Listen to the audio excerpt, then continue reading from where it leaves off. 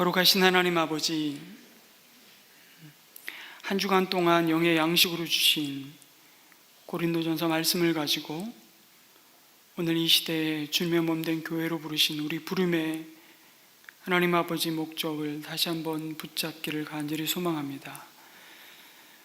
내가 진리를 알지니 진리가 너희를 자유케 하리라 말씀하셨는데, 그 자유가 진짜 무엇이고 무엇이 진짜 우리를 복되게 하는 자유인지를 다시 한번 말씀 가운데 확인하는 은혜가 있게 도와 주시옵소서.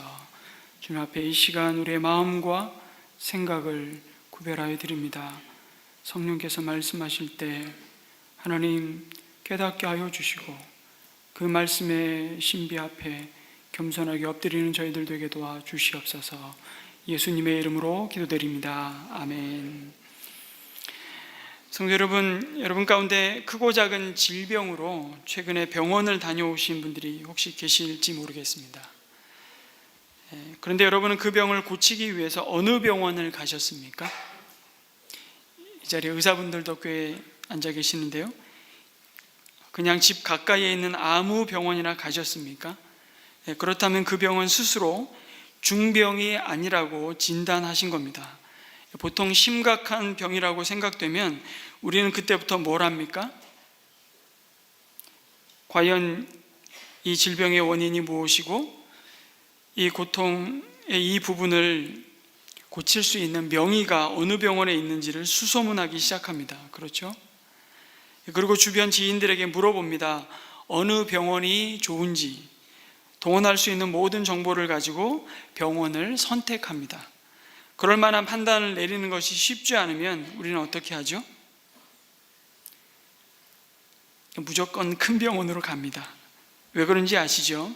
큰 병원에 가야 이 병의 원인이 뭔지를 정확하게 진단할 수 있을 것이라 믿기 때문입니다. 그래서 죄송하지만 지방에 사시는 분들은 KTX 타시고 서울로 다 올라오십니다. 이유가 뭡니까? 서울에 소위 잘 나가는 병원들은 그 환자의 상태를 정확히 파악할 수 있는 최신의 장비들을 갖추고 있기 때문입니다. 그리고 그것을 판독할 수 있는 최고의 실력을 갖춘 의사들을 그런 병원들은 모셔놓았기 때문이죠. 여러분, 병의 원인이 뭔지를 정확히 진단하는 것이 그 병을 치료하는 가장 중요한 첫 번째 일입니다. 그 진단이 정확하지 않으면 아무리 고가의 장비를 가지고 아무리 고가의 좋은 약을 써도, 그리고 아무리 명의가 수술을 한다고 해도 아무 소용이 없는 것입니다. 여러분, 어디 개인의 육체적인 질병만 그렇습니까? 그것이 개인의 건강 문제이든 우리 가정의 문제이든 이 사회가 안고 있는 온갖 부조리와 갈등과 불의의 문제이든 나라와 나라 사이에 정말 요즘처럼 죽기 살기로 끝까지 가보자는 심산으로 이 경제 전쟁을 하고 있는 이 국제적인 문제이든 온 지구가 코앞에 직면한 여러 가지 환경 재앙에 대한 문제이든 그 문제들을 해결하기 위해서 우리는 진단을 합니다. 전문가들은 다 나름대로 그 문제 해결을 위해 그 문제들을 분석하고 진단해서 해결책을 제시합니다. 사상가들은 사상으로, 정치가는 정책과 제도로, 기업가는 경영 전략을 가지고, 기술자는 기술을 개발하면서 어떻게 하면 우리가 이 문제를 해결할 수 있을까? 어떻게 하면 이 고통에서 벗어날 수 있을까? 우리가 어떻게 하면 더 잘 살 수 있을까? 진단합니다. 그 진단을 따라 우리는 처방을 내리게 되죠. 그러나 그런 처방이 백해무익한 경우가 얼마나 많습니까? 그것은 그 문제에 대한 바른 진단을 실패했기 때문입니다. 정확한 진단이 나와야 정확한 처방이 가능하고 문제가 극복되고 치료될, 회복될 가능성이 높은 것이죠. 여러분, 성경은 우리 인간의 모든 문제, 모든 그 문제의 근원이 뭐라고 진단합니까? 바로 죄라고 말씀합니다. 그래서 생명의 상 공부를 하면서 죄라는 것이 무엇인지를 명확히 진단하고 정의합니다. 그 중에 하나가 요한일서 3장 4절입니다. 같이 한번 읽어볼까요? 시작. 죄를 짓는 사람마다 죄는 곧 불법입니다. 죄가 뭡니까? 불법이 곧 죄라고 말씀합니다. 여러분, 불법이 뭡니까? 여러분 머리에 떠오르는 불법 한번 말씀해 보세요. 불법이 뭔가요? 여러분도 알고 저도 알고 있어서 뭐 말하지 않아도 그거지 이렇게 대답하실 수 있는 불법들을 우리는 매일매일 우리 주변에서 또 뉴스에서 보고 있습니다. 강도, 살인, 사기, 도둑질로부터 사소한 교통법규 위반까지 다 불법입니다. 그런데 이런 것을 다 포함해서 성경은 불법이라고 말하는 단어를, 아주 독특한 단어를 씁니다. 아노미아라는 단어로 말합니다. 한번 본문 한번 보여주시겠습니까? 네, 이 단어입니다. 가로에 있는 건 헬라어고요, 그 옆에 있는 건 영어로 음역을 한 겁니다. 아노미아. 두 개로 이렇게 되어 있는 합성된 단어입니다. 여러분, 이 앞에 있는 이 접두어는 무엇을 의미하냐면 없다는 겁니다.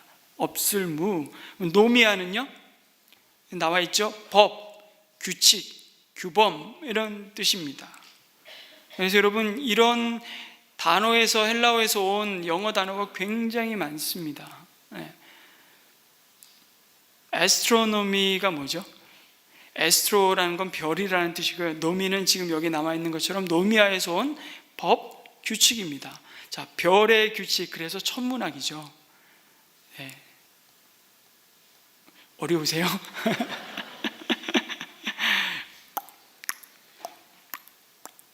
여러분, 피아노 칠 때 이 박자를, 속도를 정확하게 알려주는 게 뭐죠?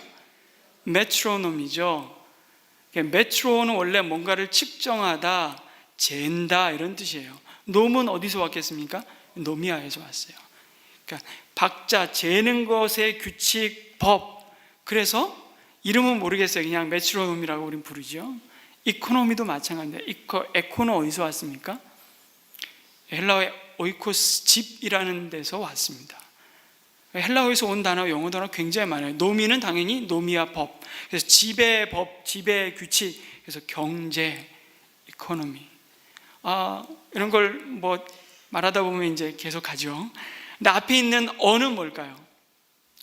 혹은 없다, 무라 그랬죠. 여러분, 불법은 무법입니다. 직역하면 법이 없다는 뜻입니다. 불법자는 곧 무법자입니다. 무법자 그러면 생각나는 영화 없습니까? 황야의 무법자. 클린틴 이스트우드 주연의 이런 류의 영화 줄거리 대략 어떻습니까? 어떤 마을에 어떤 사람이 억울한 일을 당해갖고 보안관을 찾아갑니다. 신고를 했더니 오히려 잘못한 사람을 감옥에 쳐넣는 것이 아니라 오히려 잘못이 없는 사람 감옥 쳐넣죠. 보안관이 그 나쁜 사람과 한통속인 게 발견이 됩니다. 자기가 억울하게 감옥에 갇히고 늘씬하게 두들겨 맞고 천신만고 끝에 그 감옥을 탈출합니다. 그리고 아주 깊은 광야에 가서 이제 이를 악물고 뭐를 하죠?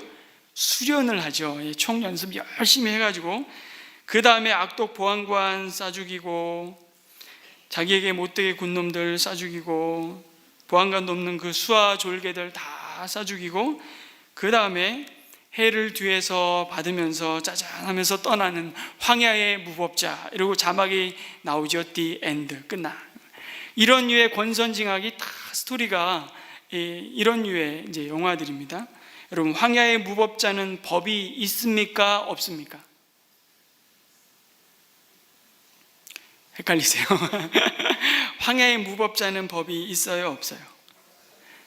이름만 봐서는 법이 없는 것 같지만 황야의 무법자는 법이 없는 게 아니라 자기가 법이에요. 자기가. 누가 죽어야 된다 결정한 게 누구예요? 자기예요. 언제 죽어야 된다 결정한 게 누굽니까? 자기입니다. 어떤 식으로 죽어야 된다, 죽여야 된다 누가 결정해요? 자기입니다. 무법자는 자기가 법인 사람입니다. 그런데 여러분, 우리가 다 한 사람도 예외 없이 무법자라는 거 아십니까? 보통 우리의 가까운 사람과의 갈등이 다 우리가 무법자라서 생기는 것입니다. 부부의 다툼과 갈등도 가만히 보시면 두 무법자가 만나서 전쟁을 벌이는 것입니다. 무법자는 자신이 곧 법인 사람이죠. 이 예를 더 돕기 위해서 설명을 드리면, 한 남자는 맨날 술 드시고 늦게 들어오는 아버지를 보면서 자랐습니다. 그런데도 어머니는 술국 끓여드리고 한마디 불평하지 않으시는, 그리고 밤 11시건 12시건 술 친구들을 불러 데리고 들어오시면 술상을 그냥 순종하면서 차려드렸던 모습을 보고 자라난 남편이 있습니다. 이 남편은 자기 나름대로 아내는 이래야 되고 남편은 이래야 되는 뭐가 생겼을까요? 법이 생겼습니다. 반대로 그 남편의 부인인 여자는 맨날 아버지가 일찍 들어오세요. 설거지 도와드리고 빨래 같이 개는 거 도와드리고 너무 가정적인 그런 부모님을 보면서 자랐습니다. 이 여자 역시 자기 나름대로의 뭐가요? 법이 있습니다. 그런데 이 법이 서로 다른 것입니다. 다른 두 법이 만나서 짜장하고 붙은 것, 이것이 뭐냐? 이게 세계대전이에요. 부부싸움. 서로 법이 틀린 겁니다. 서로 틀린 법을 가지고 서로를 맞추려고 하니까, 아니, 나에게 맞추라고 하는 거죠. 내가 법이기 때문에, 내 기준이 곧 법이기 때문에. 서로의 응원군도 있습니다. 부추기는 사람들이 옆에 붙죠. 남자들은 마누라는 처음부터 꽉 잡아야 돼, 이런 거 얘기하고, 여자는 여자대로 무법자 동지들이 야, 처음부터 잡히면 일생 동안 잡혀지네, 이러고 이제 계속해서 선동하는 무법자 동지들이 있습니다. 그리고 붙는 겁니다. 여러분, 인간 사이에서 겪는 그 많은 그 다양한 갈등이 사실은 우리가 누구라고요? 무법자라서 겪는 겁니다. 여러분, 그 유명한 예화 아시죠? 감자 이야기. 끄덕끄덕 하는 분들이 있죠. 신혼부부가 만나서 출근하기 서로 바쁜데 아내가 그래도 남편 챙기겠다고 마음을 써서 감자를 삶아가지고 뭐하고 내줬다고요? 설탕하고 내줬다고요. 여기 손 들어볼까요? 감자를 설탕에 찍어 드시는 분 한번 손 들어보세요. 이렇게 없으세요? 네, 난 소금에 찍어 먹는다. 손 들어보세요. 이도 저도 아닌 분은 뭐 하는 분인데, 감자 그냥 그 자체로 그 담백함을 누리기 원하시는 거죠. 네. 하여튼 그래도 아침 출근하기 바쁜데 끼니 굶지 말고 챙겨 먹고 가라고 설탕하고 감자 삶아서 내놨는데, 그러면 남편은 여보 고마워, 너무 감사해, 그리고 그냥 표현은 다 못해도 마음속으로라도 그렇게 말하고 먹으면 되잖아요. 근데 뭐라고요? 아니, 무슨 감자를 설탕을 가지고 내와, 소금 가져와, 그리고 소리를 약간 높인 거죠. 그러면서 참 당신이 이상하다고, 어떻게 감자를 설탕에 찍어 먹냐고. 참고로 저는 설탕에 찍어 먹습니다. 그날 이제 막 아침부터 기분이 상해서 출근을 하고, 문제는 그 다음에 벌어진 거예요. 친정 부인께 전화를 했는데, 근데 이런 일이 있어서 아침에 너무 힘들고 마음이 언짢았다 그랬더니, 받는 친정 부모님이 참 그래, 그 서방 참 이상하네, 그러면 끝냈으면 좋을 텐데 그 집안 참 이상하네, 이렇게 된 거예요. 이게 집안으로, 그러니까 언제나 자기가 법인 것은, 이 죄는요 확대 재생산을 하게 돼 있어요. 그 집안으로 간 거예요. 근데 그 말이 거기서 그냥 끝났으면 좋은데 이게 시댁적으로 건너간 거예요. 우리 집안이 이상하다고? 그 집안 진짜 이상하네, 이러면서 어디까지 왔다고요? 이혼 법정까지 온 거예요. 그리고 조정기간을 거쳐서 상담하는데 얘기를 들어보니까 이런 사소한 자기 법 때문에 세계대전이 일어난 거죠. 그러고서 상담한 판사였든지 상담가였는지 잘 모르겠지만 전해오는 이야기는, 나는 감자를 설탕에 찍어 먹는지 소금에 찍어 먹는지 무슨 법이 맞는지는 모르겠지만 나는 고추장에 찍어 먹는다고. 이건 또 독특한 분이시죠. 뭐에 찍어 먹으면 어떻습니까? 근데 자기 법이 너무 중요한 거예요. 자기 법대로 세상을 움직여야 되고 지극히 자기중심적이고 이기적인, 이게 죄의 뿌리입니다. 이 땅에 세워진 여러분 가시적인 교회 가운데 문제가 없을까요? 우리가 모이는 이 공동체에는 문제가 없을까요? 문제 없는 교회는 없습니다. 원인은 뭡니까? 역시 무법자들이 모인 곳이기 때문입니다. 그러나 또한 교회는 우리가 약속의 말씀에서 보듯이 예수 그리스도의 십자가로 말미암아 죄사함 받고 의롭다함을 받은 의인들이 모인 곳이기도 합니다. 그럼에도 여전히 이 땅의 온갖 유혹과 영향을 받으면서 때때로 하나님 나라의 거룩함과 하나님이 약속하신 그 평강과 기쁨을 오히려 잃어버리고 방황하는 또 죄인들의 공동체이기도 합니다. 우리는 그리스도 안에서 의인이면서 동시에 여전히 죄의 문제와 씨름하고 죄와 싸우고 있는 죄인들의 공동체이죠.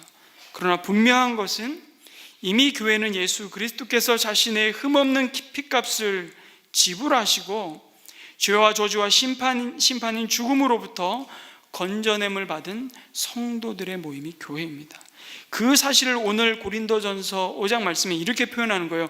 너희들은 누룩이 들지 않은 사람들이다, 이렇게 말하고 있습니다. 사실은 너희들이 누룩이 없는 자들이다, 누룩이 들지 않은 사람들이라고. 주님의 부활이 그것을 보증하고 있다고. 그리고 주님의 우리 안에 계신 성령님이 그것을 항상 확인시켜 주십니다. 그래서 우리는 주일을 부활의 소망 가운데 모이죠. 우리가 그리스도께 속한 자임을 확인하고 우리도 언젠가 영광 중에 주님과 같이 몸으로 부활할 것을 바라봅니다. 그러면서 하나님을 예배하고 우리가 하늘의 시민권자임을 기뻐하는 것입니다. 그리고 우리가 이 땅에 남겨진 것은 이제 이 부활의 영광과 소망을 증거하는 사명 때문입니다. 그 사명을 위해 우리를 보내시는 세상으로 나가는 것입니다. 이 세상 안에서 그러나 세상에 속한 자가 아니라 하늘에 속한 자로 구별된 자로 살게 하시는 것입니다. 그 자체로 이 세상은 이 세상에서 하늘을 보게 되는 것입니다. 다른 세상을 보는 것이죠. 우리가 빛이고 소금이기 때문입니다. 누구 때문에요? 우리 자신 때문에요? 아니요, 주님 때문에 우리가 그런 존귀함을 갖게 된 것입니다. 그럼에도 문제는 교회가 그 존귀함을 망각하고 잊어버리고 쓸모가 없어져 길에 버려진 소금처럼 밟히는 것입니다. 여러분, 한국교회가 이 시대에 진정한 대안공동체인가라고 묻는다면 자신이 없는 겁니다. 한국교회 안에 패배의식이 가득합니다. 전도도 더 이상 안 됩니다. 우리가 믿는 복음을 믿으라고 전하면 언제나 부메랑이 되어 돌아오는 답은 너희들이나 잘 살라는 조롱과 비아냥거리는 충고입니다. 그래서 이제는 그런 소리에도 무감각해졌습니다. 우리 이렇게 말하죠. 너희들은 너희 갈 길 가고 우리는 우리 갈 길 간다. 너희들은 그렇게 말하거나 말거나 우리는 복음을 전한다. 들으려면 듣고 말려면 말하라는 식으로 세상의 교회를 향해 던지는 소리를 당연한 것으로 받아들이고 우리의 죄악됨과 문제를 방치하기까지 합니다. 이런 체념하는 교회의 모습은 우리의 자화상이 되었습니다. 이제 교회는 더 이상 세상과 구별된 것을 찾기보다 다르지 않는, 별반 다르지 않는 모습에 익숙해졌습니다. 여러분, 그러나 이것은 결코 정상이 아닙니다. 그리고 이렇게까지 된 이유를 고린도 교회를 향해서 드러낸 말씀을 통해서 보여주십니다. 그 원인은 바로 십자가의 복음에 합당하고 어울리는 그 거룩한 삶을 살지 못하는 죄악에 대해 교회가 귀 막고 눈 감고 하나님이 말씀하신 기준으로 권징하기를 단념했기 때문이라고 말씀합니다. 권징이 사라진 교회, 그래서 더 이상 죄에 대한 치리를 통해 생명에 이르는 회개가 없는 교회, 죄인을 진정한 회복에 이르게 하는 사랑을 잃어버렸기 때문에 교회는 이제 복음의 능력을 잃어버렸다고 말씀합니다. 교회에서 죄를 말하고 죄를 회개하라고 치리하면 교인은 이 교회만 교회인가? 그리고 떠나갑니다. 마음 아프지만 그리스도의 사랑으로 죄를 죄라고 가르치고 그 죄로부터 돌아서라고 말하는 교회가 사라져가고 있습니다. 사람들의 눈치를 보기 바쁩니다. 하나님께 눈치 보는 것은 당장 표가 나지 않습니다. 그러나 한 사람이 교회를 떠나가면 표가 납니다. 그 사람을 의식합니다. 진짜 죄 아래 여전히 살면서 묵은 누룩처럼 악의와 악독으로 공동체를 오염시키고 병들게 하는데도 교회는 아무런 심각성을 못 느낍니다. 이것이 죄에 대해서 아파하시며 통탄해 하시는 하나님의 마음을 상실한 교회의 모습입니다. 그런 교회가 고린도 교회였다는 거예요. 바울은 고린도 교회를 향해 너희들이 그런 어리석음에서, 그런 누추함에서, 그런 자리에서 돌아서라고 말씀하는 겁니다. 오늘 주시는 말씀이 바로 그것입니다. 너희들은 누룩이 들지 않은 사람들인데 언제까지 그러고 있겠느냐, 그러고 있으면 되겠냐고 말씀하시는 겁니다. 여러분, 고린도 교회 설립자인 바울이 에베소에서 고린도 교회에 대한 충격적인 소식을 계속 전해 듣습니다. 이번에는 분쟁, 분파에 이어서 고린도 교회 안에 음행이 있다는 소식을 듣습니다. 여러분, 여기서 음행을 의미하는 이 단어는요, 포르네이아라는 단어입니다. 정확히 말하자면 그 당시에 아프로디테, 비너스 신전이 가장 큰 신전이었고 한 1000여 명의 여사제이지만 미의 아름다움을 제사를 통해서 그 사제와 성관계를 맺음으로써 제사를 드리는 의식들이 그 안에서 벌어지고 있었습니다. 그래서 창녀와 관계를 맺는 행위를 뜻하는 단어가 바로 포르네이아라는 단어입니다. 그런데 보편적으로는 모든 형태의 악한 성행위를 의미할 때도 사용되었습니다. 잘 아는 단어입니다. 영어의 포르노라는 단어가 이 말에서 나왔습니다. 그런데 고린도 교회의 상황은 더 악했습니다. 더 심각했던 것이 바로 자기 아버지의 아내를 데리고 사는 근친상간의 범죄였습니다. 여기서 자기 아버지의 아내라고 말합니다만 아버지의 여자라고 보는 것이 더 맞겠습니다. 아버지의 아내라면 어머니인데 그렇게 말씀하지 않고 아버지의 아내라고 굳이 말한 이유는 일부 다처제 사회 속에서 아마도 자신의 계모이거나 아버지의 첩이었을 것으로 추측됩니다. 이분을 데리고 사는 일이 교회 누구 가운데요? 성도 가운데 있었습니다. 이 사람은 아마 유력한 교회에 상당한 후원을 하고 있는 신자였던 것으로 보입니다. 그러나 이런 음행은 심지어 이방 사람들 가운데도 볼 수 없는 것이라고 말씀합니다. 이런 근친상간은 로마법으로도 금지하고 있는 사회적 악이었습니다. 그래서 1절 말씀을 원문으로 보면 이런 단어로 시작합니다. 홀로스. 무슨 뜻이냐면 심지어라는 말로 시작해요. 사실 이 1절은 심지어 여러분 가운데 음행이 있다는 소문이 들립니다. 심지어 여러분 어떤 때 이 말을 합니까? 도저히 받아들일 수 없는 어떤 내용을 말할 때죠. 참으로 어처구니 없을 때, 어떻게 그럴 수 있나 하고 충격받을 때 우리는 심지어 이렇게 말합니다. 그런데 더 심각한 것은 고린도 교회가 그러한 내용을 다 이미 알고 있으면서도 방치했다는 데 있습니다. 모르는 척 했습니다. 아무런 거리낌 없이 그 사람을 용납했다는 것입니다. 음행의 죄가 드러났음에도 고린도 교회의 무법자는 그것이 죄라고 생각하지 않았습니다. 이미 교회는 이런 문제에 상당히 둔감하거나 의도적으로 이런 문제를 다루지 않았습니다. 그러면서 그들 가운데 있었던 이런 죄를 덮어버리고 무시하고 있었던 것입니다. 오히려 어떤 상황까지 벌어지냐면 그러한 일을 떳떳하게 자랑하였습니다. 어떻게 그럴 수 있을까 싶습니다. 그것은 이미 바울로부터 받은 복음과 그에 합당한 성도의 삶에 상당한 왜곡이 일어났음을 반증하는 것이죠. 그것은 고린도 사회가 속한 헬라의 철학과 그 당시의 고린도의 성적 방종이 일상화되어 있는 그 도시의 문화가 주님의 교회에 얼마나 큰 영향을 미치고 있었는지를 보여주는 것입니다. 이미 우리 영혼은 구원받았다, 우리 육체로 행하는 것은 아무런 의미가 없다고, 그래서 스스로 속이고 스스로 면죄부를 주었던 것입니다.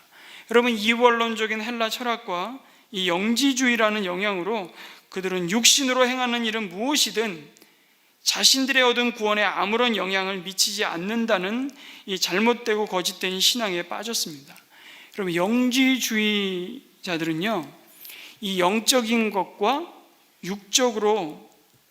육적인 것을 전혀 별개의 것으로 취급했습니다. 그래서 아주 영적인 사람은요, 육적으로 어떤 삶을 살든지 자신의 영적 상태에 영향을 받지 않는다고 믿었습니다. 무슨 말이냐면, 육체는 이미 악하고 더러운 굴레에 지나지 않지만 영혼은 구원받았기에 그 이후 육체의 어떤 행위도 우리 영혼의 구원에 영향을 미치지 않는다는 것입니다. 오늘날 구원파와 똑같습니다.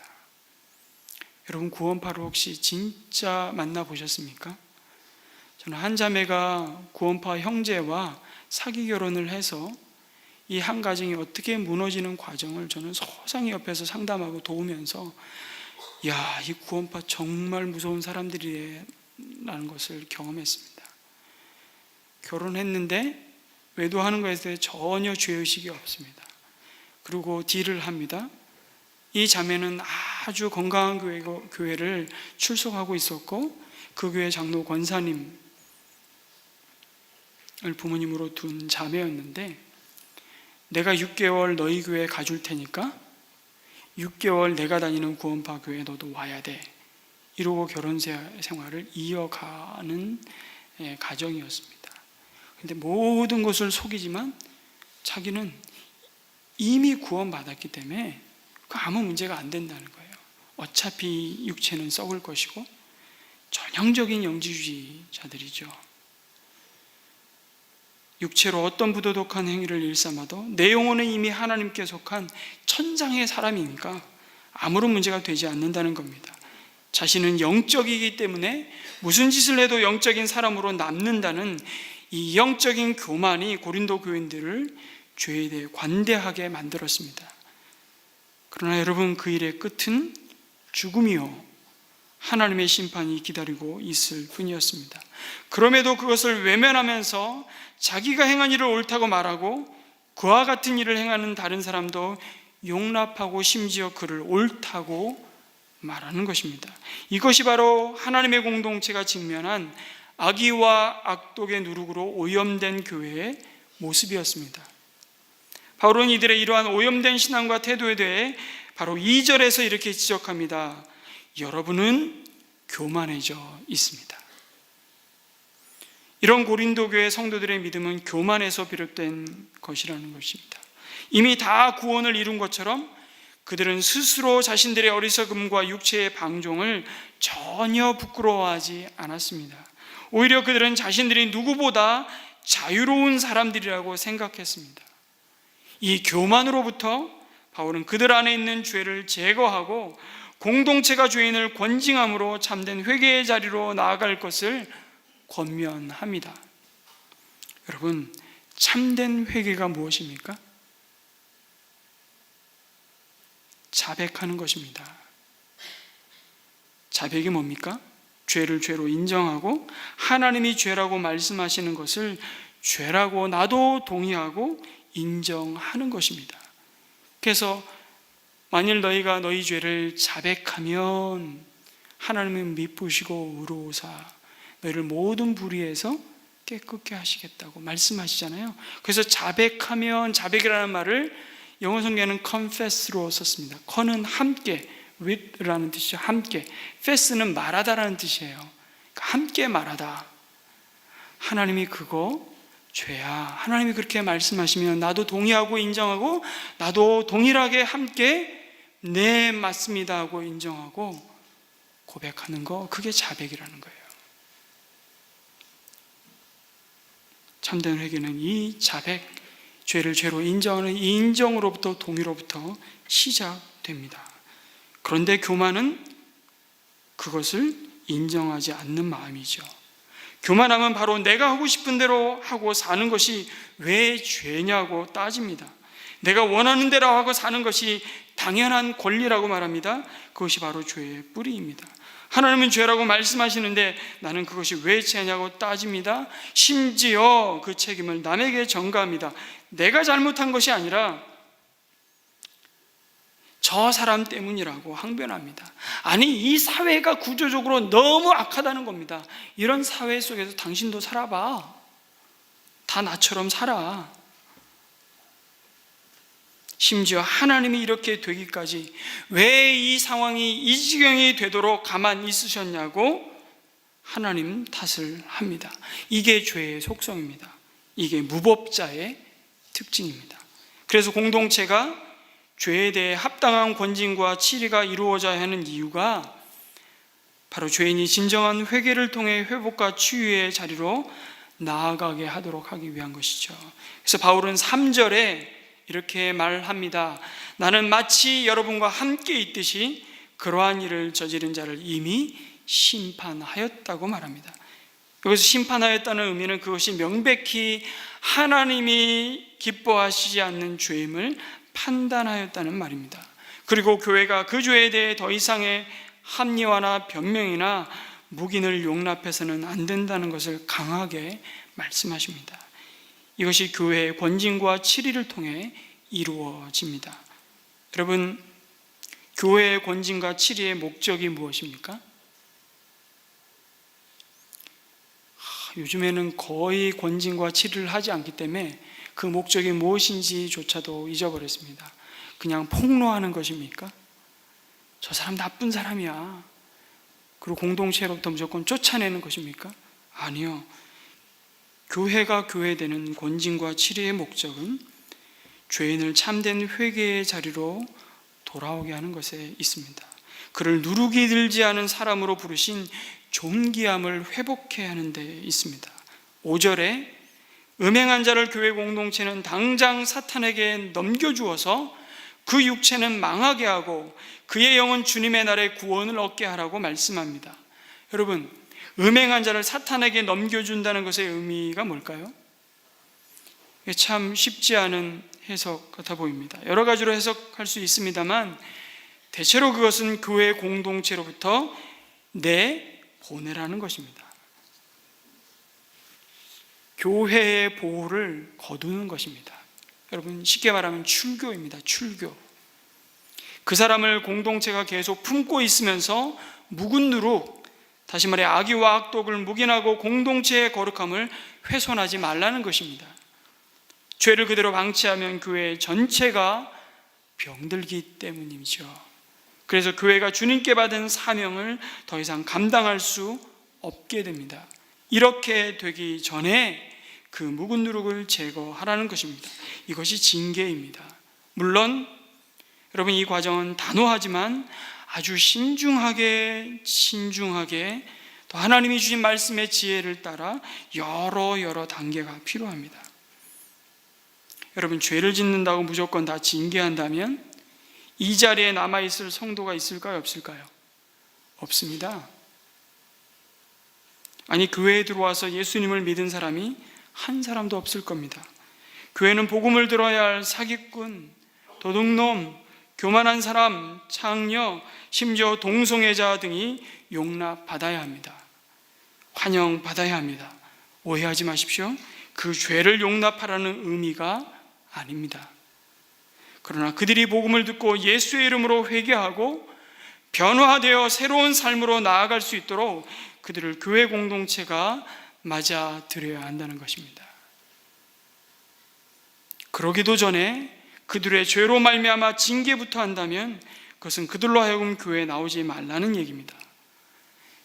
여러분, 나름 교회 안 다니시는 분들도 얼마나 조심하는 줄 아십니까? 교회에 나오시라고 전도하면 가끔가다 내가 아직 술을 못 끊어서, 아직 담배를 피고 있어서 못 나오겠다는 분들이 간혹 계십니다. 이분들도 아시는 겁니다. 그런데 참 안타깝죠.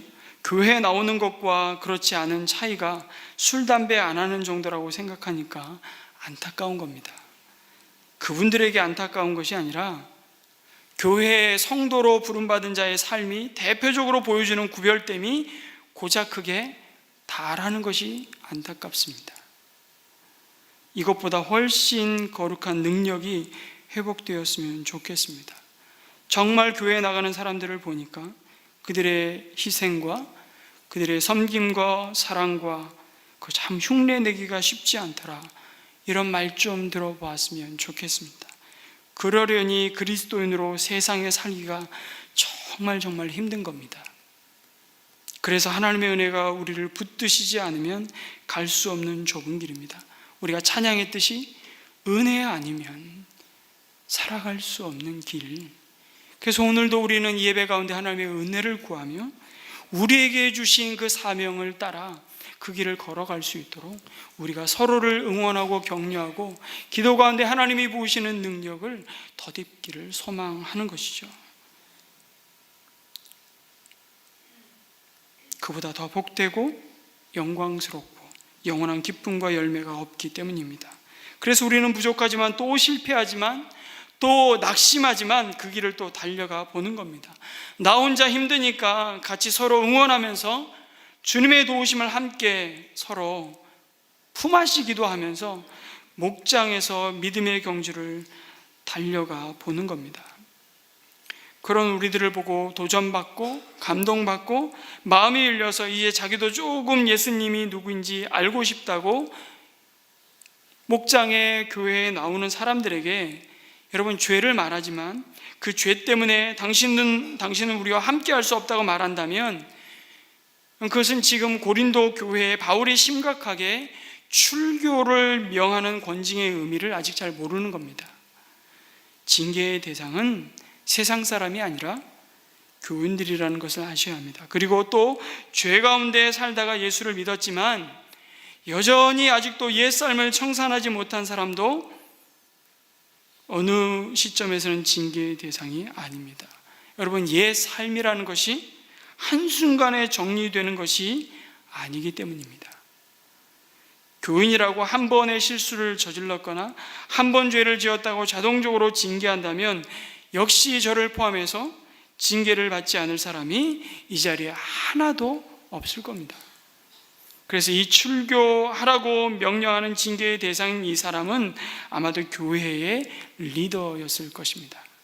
이미 오랜 세월 교회 생활을 하면서 예수 그리스도의 복음을 받아들인 자였음에도 불구하고 심각한 음행의 죄에서 돌아서지 않았습니다.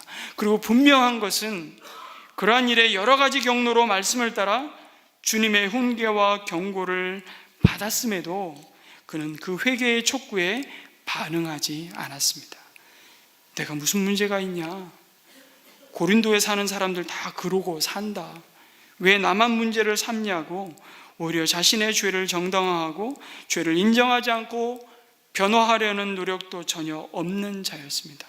죄의 삶을 계속 고집하는 자였습니다. 그럴 때 공동체는 마태복음 18장에 주님이 주신 말씀대로 조용히 그 죄를 아는 자가 혼자 가서 죄를 지적하고 주님께 돌아오도록 회개를 촉구해야 합니다.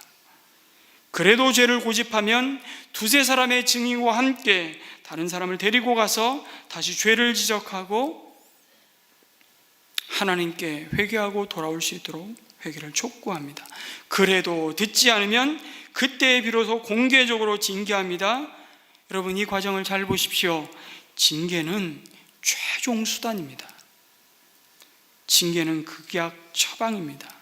모든 방법을 다 동원해 설득해도 도저히 뉘우치는 기색이 없을 때 최후의 수단으로 행사하는 것이 권징입니다. 여러분, 이 원칙은 목장에도 적용됩니다. 목장 식구가 죄를 짓고도 전혀 회개할 기색 없이 자신의 죄를 정당화하고 다른 목장 식구들에게 혹은 목장 전체에 악영향을 미치고 있다면 단호하게 여러분 징계해야 합니다. 사람의 눈치를 볼 것인가, 하나님을 두려워할 것인가를 선택해야 합니다. 이렇게 할 때 교회의 징계를 받은 자는 오히려 하나님의 보호와 그늘을 떠나 자신의 육체와 영혼이 얼마나 큰 고통과 수치 가운데 놓이게 됨을 경험하게 됩니다. 그게 어쩌면 교회의 하나님의 보호와 그늘막을 벗어나 사탄에게 내어준 바와 같은 상태일 것입니다. 탕자와 같은 것이죠. 그리고 오히려 그 일로 인해 비로소 그가 하나님의 심판을 생각하고 진정한 회개의 길로 돌아서게 될 기회를 얻게 되는 것입니다.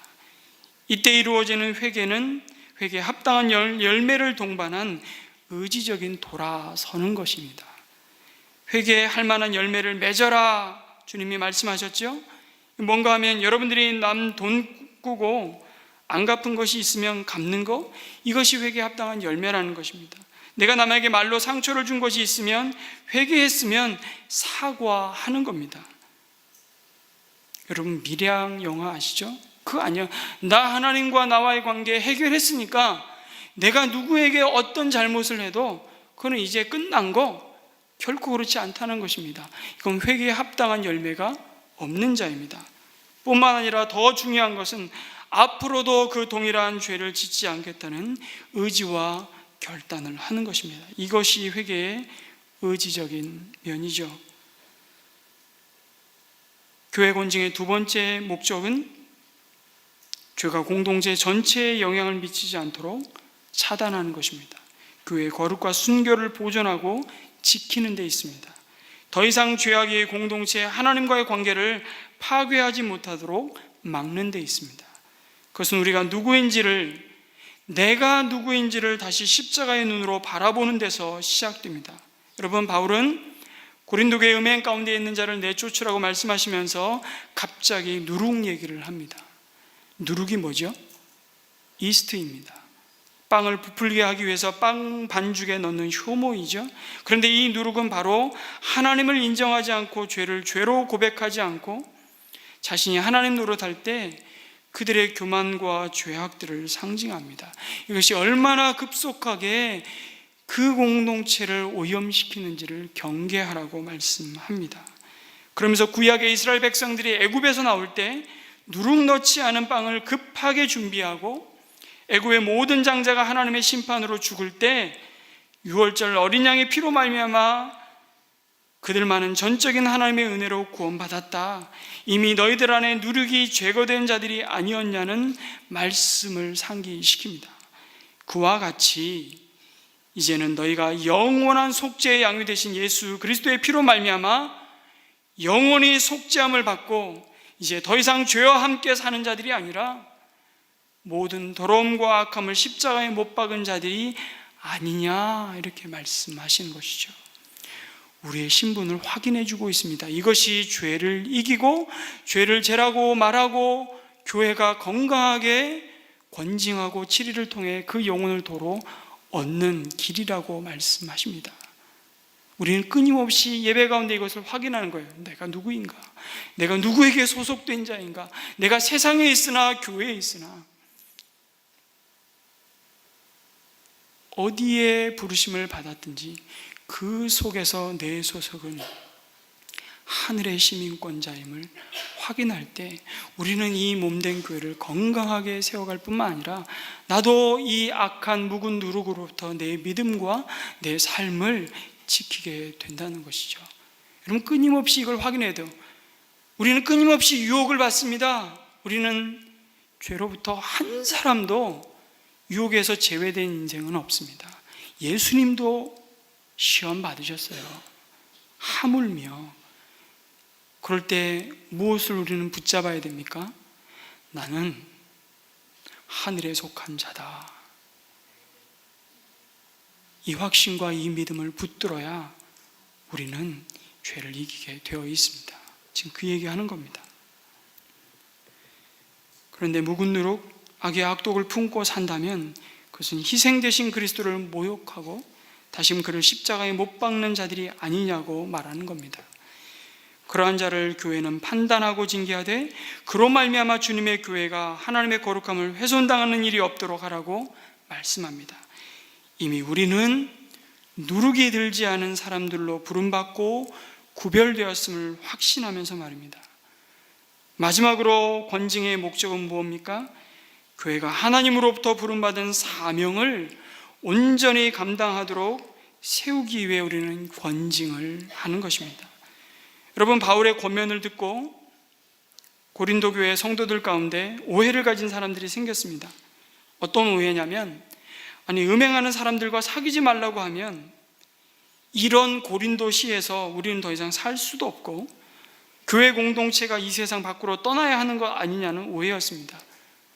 그래서 바울은 아까도 말씀드렸듯이 권징의 대상이 누구인지를 아주 명확히 했습니다. 그렇게 한 이유는 죄를 계속 묵인하고 관용만 하면 죄를 깨닫지 못할 뿐만 아니라 그 사람을 위한 것도 아니라는 것입니다. 그리고 공동체가 오히려 하나님의 징계하심을 우습게 여기고 죄를 깊이 통탄하고 참된 회개의 기회를 잃어버리게 만들 수 있다는 것이죠. 오히려 언젠가 이 사람이 주님께 돌아올 수 있는 회복의 기회를 막아서는 결과까지 초래하는 것입니다. 그리고 그 일로 주님의 교회는 하나님께 받은 사명을 이룰 수 있음을 경고하시는 겁니다. 요한계시록의 7교회를 향해서 내 촛대를 옮기겠다라는 말씀, 이 어미하신 말씀을, 경고를 고린도 교회에 주고 있는 겁니다. 세상 사람들이 볼 때 저들도 우리와 다를 게 하나도 없네, 11절에 말씀하고 있듯이 믿는다고 하면서 음행의 죄에 계속 머물러 있고 수단과 방법을 가리지 않고 돈 벌려는 사람들, 술 먹고 방탕한 삶을 여전히 지속하는 사람들, 우상숭배와 미신숭배에 사로잡혀 있고 권력과 폭력을 써서 남의 것을 탈취하는 사람들, 이러한 사람들을 권징하지 않고 방치하면 교회 밖에 믿지 않는 사람들의 눈에는 이런 삶이 정상적인 그리스도인의 삶인 것처럼 간주한다는 것입니다.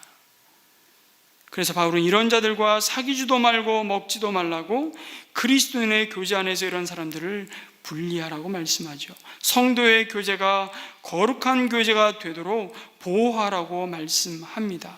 왜요? 그 일로 복음의 영광이 가리고 영원 구원하여 제자 삼으라는 교회의 가장 본질적인 사명을 이룰 수 있기 때문입니다.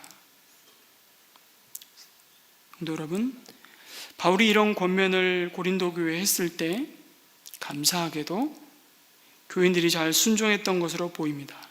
고린도후서 2장 5절 이후에 8절까지 이 사실을 이렇게 밝혀주십니다. 제가 읽겠습니다. 누가 마음을 아프게 하였다면 실은 나를 마음 아프게 한 것이 아니라 과장하지 않고 말해서 어느 정도는 여러분 모두를 마음 아프게 한 것이라 하겠습니다. 여러분 대다수는 그러한 사람에게 이미 충분한 벌을 내렸습니다. 그러니 여러분은 도리어 그를 용서해주고 위로해 주어야 합니다. 그 사람이 지나친 슬픔에 짓눌리는 일이 없도록 해야 합니다. 그러므로 나는 여러분이 그에게 사랑을 나타내어 보이기를 권합니다. 이제는 그가 징계를 받은 뒤에 상당한 시간이 흐르고 그가 그 죄에서 돌이킨 것으로 보여집니다. 그러면 이제 그를 받아주라는 것입니다. 이제는 그를 회복시켜 주어야 합니다. 회개에 합당한 열매를 확인했기 때문입니다.